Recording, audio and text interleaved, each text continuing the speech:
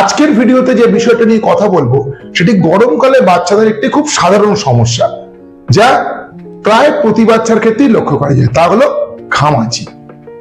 প্রথমেই জানতে হবে যে ঘামাচি জিনিসটা কি। ঘামাচিটা কিছুই নয়, ঘাম জমে চামড়ায় একটা র্যাশ বেরোয়। সাধারণত ঘামাচি নিজে থেকেই হয় এবং নিজে থেকেই সেরে যায়। আজকের ভিডিওতে আমি কতগুলো সেই সমস্ত বিষয় নিয়ে বলবো যেগুলো একটু মেনটেন করতে পারলে বাচ্চাদের ঘামাচি হবে না, বা ঘামাচি হলেও সেটা খুব সহজেই সেরে যাবে। ওয়েলকাম টু শিশু কথা। প্রথমেই আমরা বুঝে নিই যে ঘামাচি ব্যাপারটা হয় কি করে। গরমকালে আমাদের দেশে যেহেতু আর্দ্রতা খুব বেশি থাকে, তাই বাচ্চা বড় প্রত্যেকেরই শরীরে প্রচুর ঘাম হয় এবং শরীরের বিভিন্ন জায়গাতে সেই ঘাম যখন জমে, ঘাম জমলেই সেখানে চামড়ায় একটা র্যাশ, সেখান থেকে লাল ভাব, চুলকানি এগুলো শুরু হয়, যাকে আমরা সাধারণ ভাষায় বলি হচ্ছে ঘামাচি। প্রথমেই তাহলে কতগুলো বিষয় যদি আমরা মেনটেন করতে পারি, বাচ্চাদেরকে ঘামাচির হাত থেকে আমরা বাঁচাতে পারি।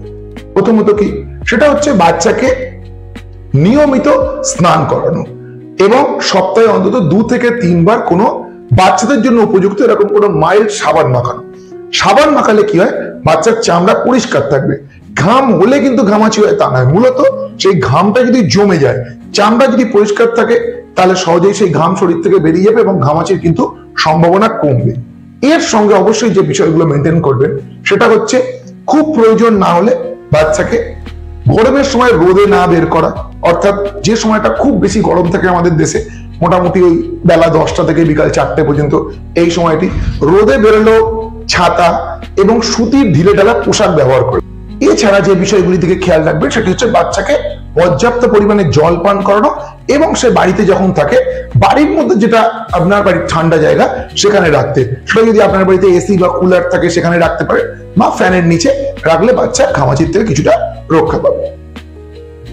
প্রথমত কি করতে পারেন, সুতির কাপড়ের মধ্যে আইস কিউব, অর্থাৎ ফ্রিজে যে আইস কিউব থাকে সেটা নিয়ে হালকা করে ঘষতে পারেন। সেক্ষেত্রে কিন্তু একটা সাময়িক রিলিফ হয়। এতে যদি ঘামাচি না কমে, সেক্ষেত্রে যেটা করতে পারেন সেটা হচ্ছে নিম পাতাকে ফুটিয়ে, নিম পাতার যে একটা এক্সট্রাক্ট বা নির্যাস বেরিয়ে আসবে, সেটাকে একটা বোতলের মধ্যে ভরে ফ্রিজে রেখে ঠান্ডা করে নেবেন এবং যে জায়গাটাতে ঘামাচি হয়েছে সেখানটাতে স্প্রে করে দেবেন। স্প্রে করে দিলে কি হবে, সেই নিম পাতার জলটা ছড়িয়ে পড়বে এবং নিম পাতা কিন্তু সবসময় চামড়ার জন্য খুব ভালো। এছাড়া যেটা করতে পারেন সেটা হচ্ছে বাচ্চার যে সাধারণ পাউডার, অর্থাৎ যে ট্যালকম পাউডার এবং ক্যান্ডিড পাউডার, এই দুটোকে সমান সমান ভাগে নেবেন।